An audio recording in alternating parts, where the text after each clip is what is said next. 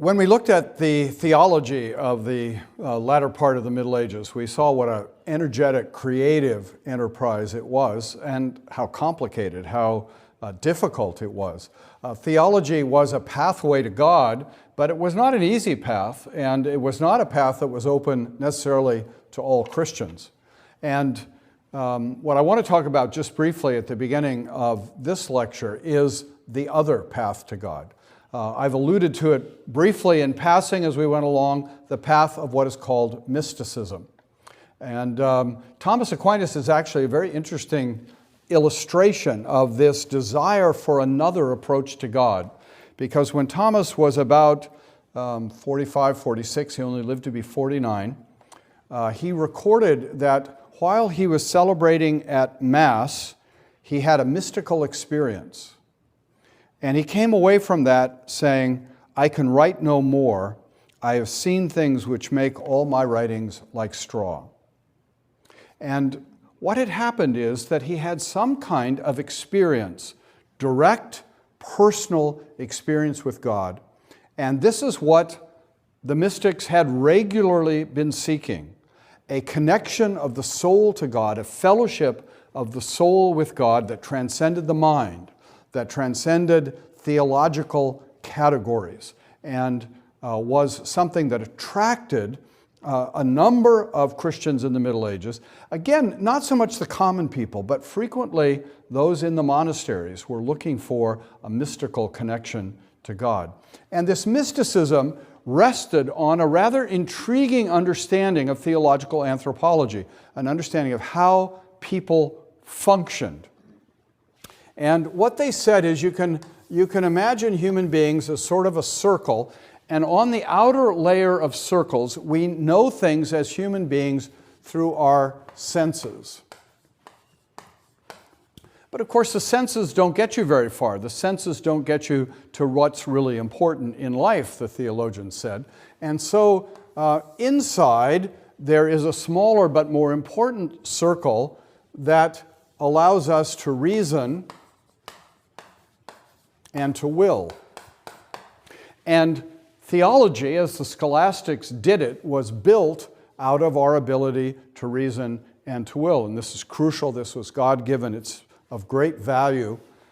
But there's something else. This actually goes all the way back to Plato. At the very center of who we are as human beings, there is another faculty. There is another ability that we have that was called the synteresis.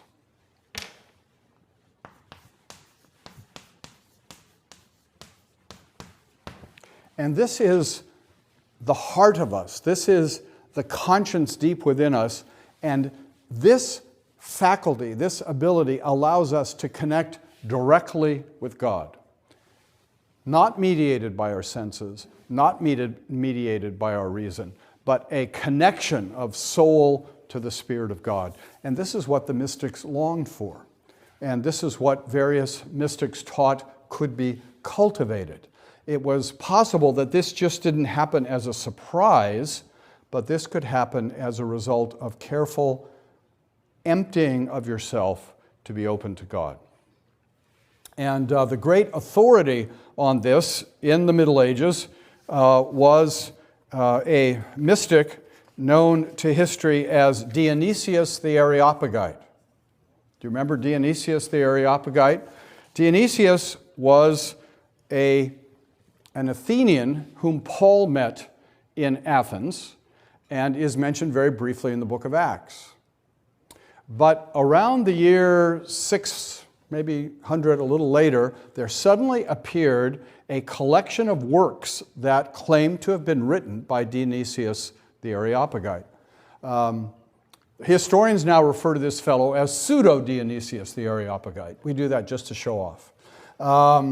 It's not the real Dionysius, but it was a forged document claiming to be written by Dionysius.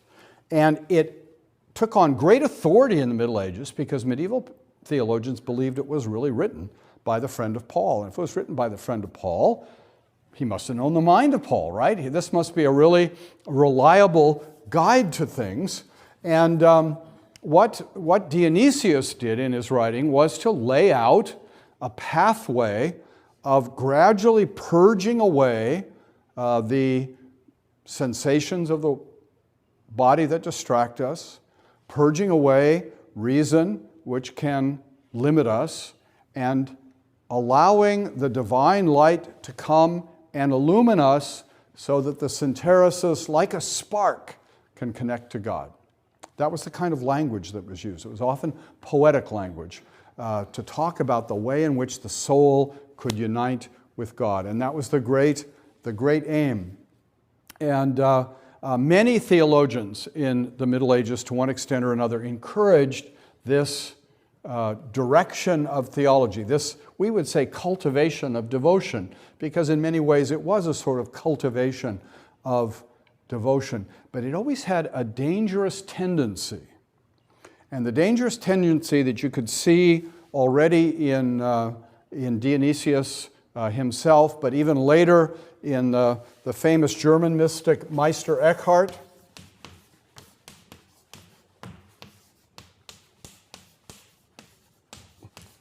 I don't know why in English we always insist on calling him Meister Eckhart. Meister just means master. The master theologian Eckhart, who was roughly a contemporary with William of Ockham in some of the medieval nominalists in the early 14th century. What comes up pretty clearly in Eckhart is his desire is that he might be lost in the divine, that he might recognize he's only part of the divine. And this tendency in mysticism is the pantheistic tendency. God is everything, and therefore I am God, and what I'm longing for is my reconnection with God, to realize my connection with God. If you turn on PBS and listen to Wayne Dyer, it's just a modern version of Meister Eckhart with the Christian trappings stripped away. I don't know why it's all right to have pantheistic religion on public television. But anyway, that's an issue for another day. But this was what the church constantly worried about, that this mysticism, while in some ways promoting spirituality, promoting piety, would lead in a dangerous pantheistic direction. It didn't always, and there were forms of mysticism in a document like the Theologia Germanica, the German theology, a late medieval mystic work that mainly just stressed humility, emptying yourself of ambition and of pride, opening yourself up to God. And a work like that actually had quite an influence in the early days on Luther. So that kind of encouragement to piety was not altogether a bad thing. So this is just another indication of how rich and varied thought was in the Middle Ages. We've been able to just sort of scratch the surface of what we've been looking at, and this mysticism was a whole nother important part of that tradition and of that development. And it continued to have an influence, continues to have an influence today. You can continue to see in much of the New Age movement this same kind of pantheizing mysticism present. Now, another major intellectual development in the late Middle Ages, or some would say the early modern period, was the rise of what we call the Renaissance. The Renaissance, the word simply means the rebirth, and it expressed a profound sense that Europe was entering into a new phase, that there was a new educational opportunity arising of great importance, and the Renaissance was going to be sort of the wave of the future. The Renaissance was a movement whose recurring cry and emphasis was ad fontes, to the sources. And what the Renaissance wanted to do was to get back behind the Middle Ages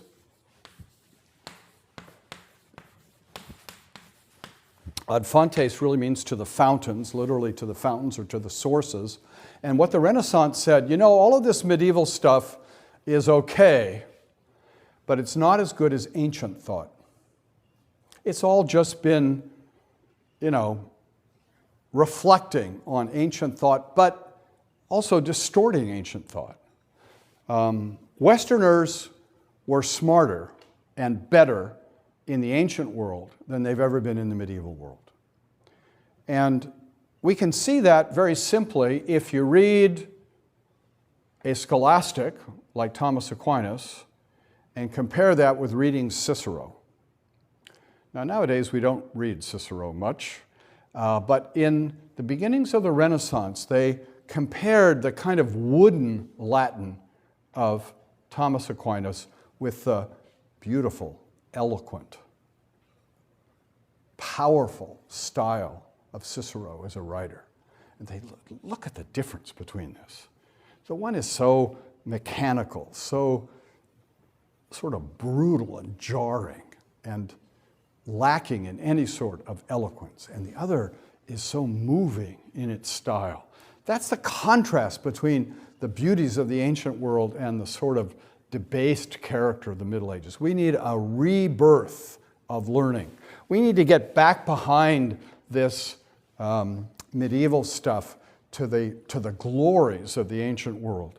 And so the initial move of the early Renaissance thinkers was to go back and read Cicero and discover the glories of really elegant Latin.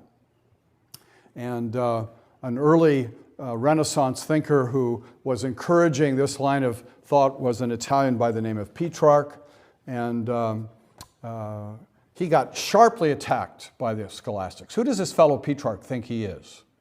To criticize us and to think he knows so much. What does he know? He doesn't know anything. He doesn't know any theology. And that led Petrarch to write a great essay entitled On His Own Ignorance and That of Many Others. And he just savaged the scholastics for their claim to learning when he believed they didn't know anything. Now, this is a sort of classic conflict of philosophies, of cultures, of ideals. The scholastics knew a lot, but they didn't care about elegant writing. They didn't care about beautiful style in writing. But now suddenly the sort of mood is changing in Europe, and there's this desire to get back to the ancient world and its strengths and its glories. And then Renaissance scholars began to say, well, you know, if the ancient Latin world is so great, what must the ancient Greek world be like? And very few people in Western Europe could read Greek. It was a skill that had almost been lost in Western Europe in the Middle Ages. But now scholars began to long to be able to read Greek and tried to teach themselves Greek. And then something happened very important. 1453, Constantinople fell to the Turks. And all sorts of Greek scholars brought Greek books to Italy and to Western Europe. This didn't begin the interest in Greek, but it greatly advanced the ability to study Greek, to possess Greek texts, and soon they were saying, wow, look at the way Plato wrote. Look at the way Demosthenes wrote. This is all so much more beautiful, so much more elegant, so much more intellectually compelling than all that we've had in the Middle Ages. This is a new age. This is a new era. We're going to go places no one has ever gone before with this learning. And it really was a dramatic and significant turning point in Western culture. And we might say, you know, isn't this really kind of surprising that, you know, a change really of curriculum so that now we're reading different authors, we're learning different languages can make such a difference. But it did because this became the new ideal. This became what was critically important. And an educated man by the end of the 15th century, and of course there were very few of them, but an educated man by the end of the 15th century was said to be a man of three languages. A man who knew Latin, Greek, and Hebrew. Now the revival in the 15th century of a knowledge of Greek and Hebrew, you see, is not a bad preparation for the coming of the Reformation.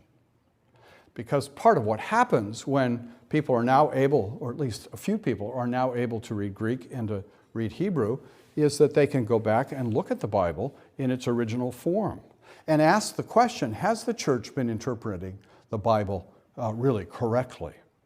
That was not the initial motive of the early Renaissance scholars, but it produced a foundation which allowed an explosion of biblical studies and scholarship in the 16th century.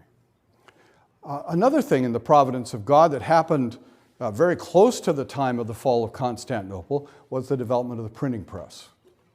And again, it's hard to overstate the importance of the printing press to the development of the modern Western world.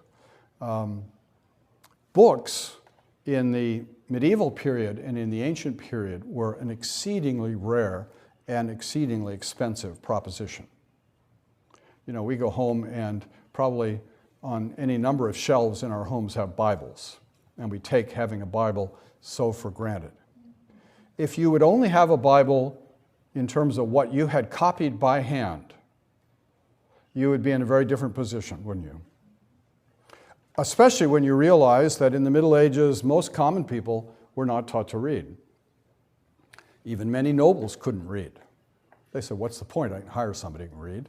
They're a dime a dozen. It was a very small scholarly community that was able to read.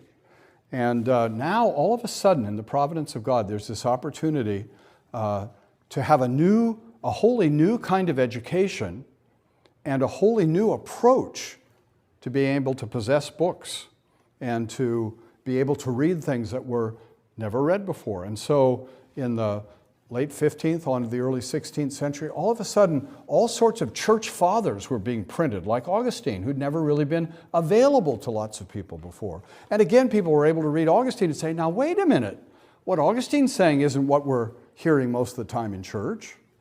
And then Greek fathers were being printed, Chrysostom and other Greek fathers, so that people were able to see what the ancient Greeks thought in the church. And again, there was a sense, there's distance here between what we're experiencing and what we're reading in these authors. And then even with the study of Hebrew. And this became the standard of the educated person, a standard that dominated Western education until well into the 20th century.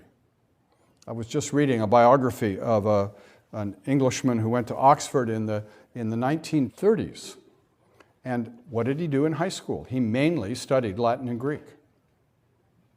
And when he got to Oxford, a friend of his was chosen to deliver the annual Bodleian Oration, which was one of the greatest honors could be conferred on an undergraduate at Oxford, to address the whole university in a speech. But the speech had to be delivered in Latin. 1930s. So this young man went to the fellow whose biography I was reading, Hugh Trevor Roper, and said, could you help me with my speech? My Latin's pretty good, but I could use a little help. And so they worked on it together, and the young man delivered the speech, and many people came out saying, that was the wittiest oration we've had in years. 1930s, there were still enough people at Oxford that they could attend a lecture in Latin and come away commenting on the jokes and on the style. That's the Renaissance. That's this ideal of beautiful language, of being able to read ancient texts, of having the soul and the mind fed by the ancients. And that study was put to very practical use. There was a Renaissance scholar in the middle of the 15th century in Italy by the name of Lorenzo Valla.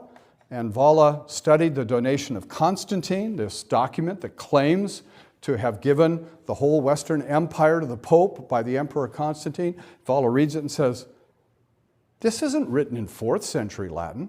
This is written in 7th century Latin. And he was able to prove that the donation of Constantine, the foundation of the Pope's claims to authority in the West, was a forgery. And so this came to be very practical learning that the church could see had potentially very destructive effects on the theology, the authority, the position of the church. And then this Renaissance learning, which began in Italy, began to move north, and the great Renaissance scholar of the north was Desiderius Erasmus. And some of us remember Erasmus only because of a debate he had with Luther, but the great accomplishment of Erasmus was to provide a new translation of the Bible from Greek into Latin. He published a critical Greek text of the New Testament, and next to it a fresh Latin translation of the New Testament. And this was revolutionary. The church had really never thought about a new translation of the New Testament for over 1,000 years, going back to when Jerome had translated the New Testament from Greek into Latin. And suddenly things came alive that had never been clear before. So that the Latin text that had always been used to defend the doctrine of penance, the sacrament of penance, in Latin, according to Jerome, it said, do penance. Well, there you have it. Jesus says, do penance. That's the foundation for the sacrament of penance. And then people could read Greek and the new Latin translation. And wait a minute, it doesn't say do penance, it says repent. These are very different things. And Erasmus faced some difficult questions. Jerome had written, in principio erat verbum, in the beginning was the word. And Erasmus says, you know, logos isn't really just a word, it's a message, it's a communication. And so he wanted to write, in principio erat oratio. In the beginning was the oration. But translation's tricky. He says to himself, now wait a minute, oratio is a feminine noun. If I translate the eternal second person of the Trinity as a feminine noun, I may get in trouble with the gender police. So he translated it, in principio erat sermo. In the beginning was the sermon. In the beginning was the more informal communication from God, but stressing that in the beginning was a message, not just a discrete word. And in that, in so many other ways, the Bible began to come alive in a way that people had never sensed before, had never understood before. And so this new learning, as it was known, this rebirth of learning, sometimes was unnecessarily critical of scholasticism, sometimes dismissed it in ways that weren't really correct, but did sense that somehow they were able to peel away centuries of tradition, centuries of assumptions, and begin to get scholars, at least initially, back to the Bible and back to the earliest sources of the church and give opportunity for a whole new way of looking at things. So as we bring this lecture to a close, we can see how varied, how amazing the developments of this rich period of 1,000 years in Christian civilization really was. All of the different ideas, all of the different activities that came out of here, and what a long shadow they have cast on our experience as Christians and on Western civilization. Thank you very much.